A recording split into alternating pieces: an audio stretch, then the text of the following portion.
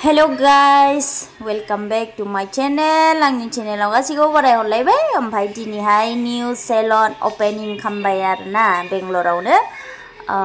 हरमा सिगनेलनि थिं आग्राथिं आरोना आग्रा साइडआवहाय आग्रायाव जोबोद समायना बिउटिफुल salon opening दिनैहाय आं नोंथांमोननो खोन्थालांगासिनो नोंथांमोना इन्ट्रेस्टेड बा नायलांदो आरोना So दायो नै जोबोद समायना बिउटिफुल नायदो नोंथांमोना नायनानै माबायदि नुदों नोंथांमोना कमेन्ट खालामदो आं नोंथांमोननो खिन्थालांगासिनो आरोना नैबेयाव जागोन नेल एक्सटेनसन बेयाव काउन्टार जोबोद समायना नै काउन्टारा बेबायदि बहुत महंगा रे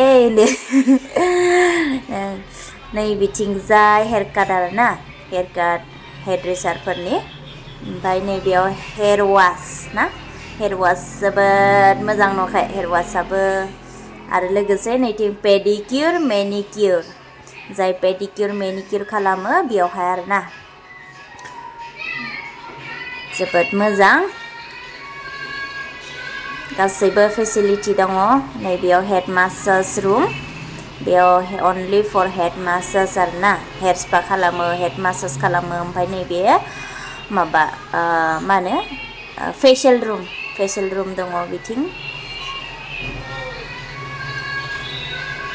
फेशियल रुम गोजा बेफोरो एक्चुअलि मोनथामल' फेशियल रुमा अब्लाबो बहुत काफि आरोना बेनो स' नै आलासिफोर दंफैयो अपेनिंनि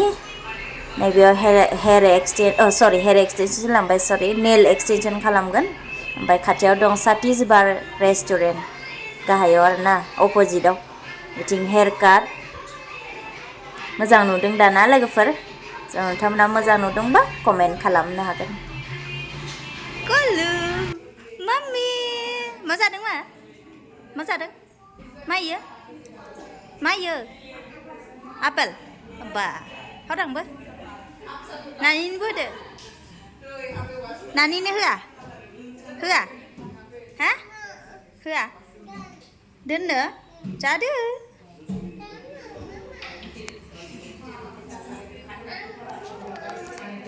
yes आब' सानसुलिनि नाम थ' दायो सेलन अपेनिं खालामनायनि हटेलावहाय जानोसै आरोना जोङो रेस्टुरेन्टआवहाय जानो फैबाय स' नोंथांमोना नायलांदो जों मा जाखो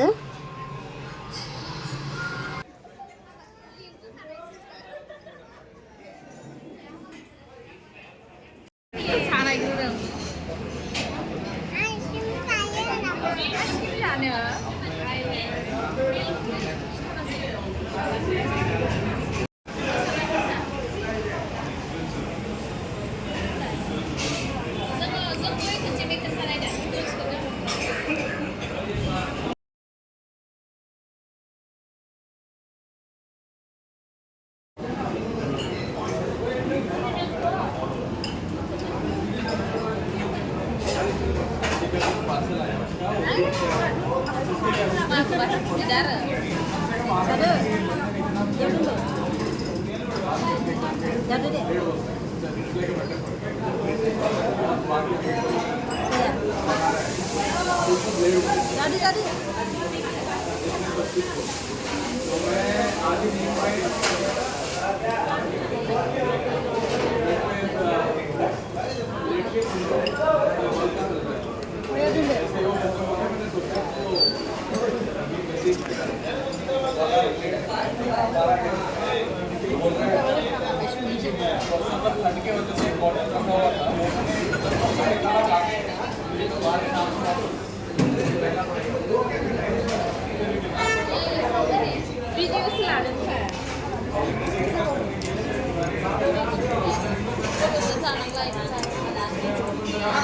Jahangbay?